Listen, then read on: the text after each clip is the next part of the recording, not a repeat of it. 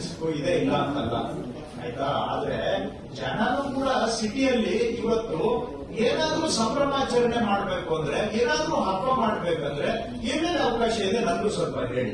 ಇವತ್ತು ಏನಾಗ್ಬಿಟ್ಟಿದೆ, ರಜಾ ದಿನ ಅಂತಂದ್ರೆ ಇಲ್ಲ ಯಾವ್ದಾರ ಮಾಲ್ಗೆ ಹೋಗ್ಬೇಕು, ಯಾರೋ ಕೆಲವರು ಅಲ್ಲೋ ಇಲ್ಲ ಪಾರ್ಕ್ಗೆ ಹೋಗ್ತಾರೆ. ಇನ್ನೇನಿದೆ ಜನಕ್ಕೆ ಸೆಲೆಬ್ರೇಟ್ ಮಾಡೋದಕ್ಕೆ ಬೆಂಗಳೂರಲ್ಲಿ.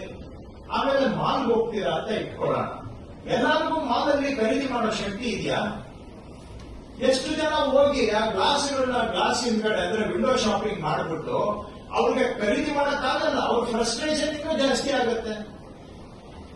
ಏನೋ ಸಿನಿಮಾಗೆ ಹೋಗ್ಬೋದು, ಒಂದು ಮಾಲಲ್ಲಿ ಹೋಗಿ ಓಡಾಡ್ಕೊಂಡು ಬರ್ಬೋದು, ಪಾರ್ಕ್ ಹೋಗ್ಬೋದು, ಬಿಟ್ರೆ ಬೆಂಗಳೂರಲ್ಲಿ ಜನ ಸೆಲೆಬ್ರೇಟ್ ಮಾಡೋದಿಕ್ಕೆ ಎಲ್ಲೆಲ್ಲಿ ಅವಕಾಶ ಇದೆ? ನಾವು ಏನಾದ್ರೂ ಅವಕಾಶಗಳು ಮಾಡಿಕೊಡ್ಬೇಕಲ್ವಾ?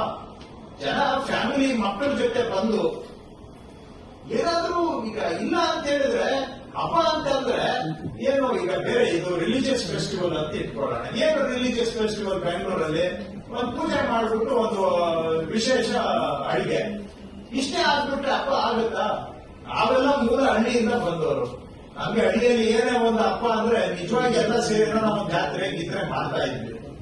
ಬೆಂಗಳೂರಿಗೆ ಬಂದ್ಮೇಲೆ ಈಗ ಎಲ್ಲಿ ಆಚರಣೆ ಮಾಡೋದು? ಫ್ಯಾಮಿಲಿಗೂ ಏನಾದ್ರೂ ಈ ತರ ಬೇಕಲ್ವಾ ಆಕ್ಟಿವಿಟೀಸ್? ರಿಸ್ಕ್ ಇದೆ, ನೀವು ಹೇಳಿದಂಗೆ ಇಲ್ಲ ಅಂತ ನಾನೇನು ಹೇಳ್ತಾ ಇಲ್ಲ. ಆದ್ರೆ ನಾವು ಸಿಟಿ ವಾಸ ಮಾಡೋ ಜನಗಳಿಗೆ ಒಳ್ಳೆ ಜೀವನ ಗುಣಮಟ್ಟ ಸಿಗಬೇಕು ಅಂದ್ರೆ ಇನ್ಫ್ರಾಸ್ಟ್ರಕ್ಚರ್ ಮುಖ್ಯ, ಆದ್ರೆ ಜೀವನ ಸೆಲೆಬ್ರೇಟ್ ಮಾಡೋದು ಕೂಡ ಮುಖ್ಯ. ಅದು ಮಕ್ಕಳು ತಂದೆ ತಾಯಿಗಳ ಜೊತೆಗೆ ಎಲ್ಲೋ ಒಂದಿನ ಬಂದು ವಿಧಾನಸೌಧ ಸುತ್ತ ಓಡಾಡಿಕೊಂಡು ಏನೋ ಒಂದು 4 ಕ್ಷಣ ಅವ್ರು ಸಂತೋಷ ಪಟ್ರೆ ಆ ಸಂತೋಷಕ್ಕೆ ನಾವು ಬೆಲೆ ಕಟ್ಟಕ್ ಆಗೋದಿಲ್ಲ. ಅಂತಹ ಅವಕಾಶಗಳನ್ನ ಮಾಡಿಕೊಡ್ಬೇಕು ಅನ್ನೋದು ಎಚ್ಚರಿಕೆಯಿಂದ ಮಾಡ್ತೇವೆ. ನೀವು ಹೇಳಿದ್ರೆ ನಾವು ಗಮನದಲ್ಲಿ ಇಟ್ಕೊಂಡು ಎಚ್ಚರಿಕೆಯಿಂದ ಮಾಡ್ತೇವೆ. ಸರ್, ಈಗ ಇಡೀ ಬೆಂಗಳೂರಲ್ಲಿ